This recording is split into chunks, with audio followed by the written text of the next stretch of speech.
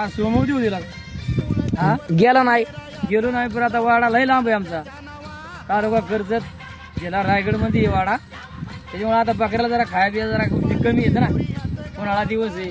आता गावाला गेल्यावर जेजूरला आम्ही नक्कीच जाणार आणि जातोच, कारण पाऊस पाणी पडल्यावर गावाला जाणार बकरी घेऊन. आणि मग देवाला पण जेजूर गडाला जाणार, 9 लाख पायऱ्यात चढून खाली येणार. खाली येणार.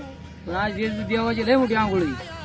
लय लोक ना. आज लय लोक म्हणजे आज करायला देव येणार, त्याची आंघोळ पांघोळ होणार. कारण देव आता निघला असेल गडावरनं खाली, तर त्याला पण 9 लाख पायरी उतरून खाली यायचे.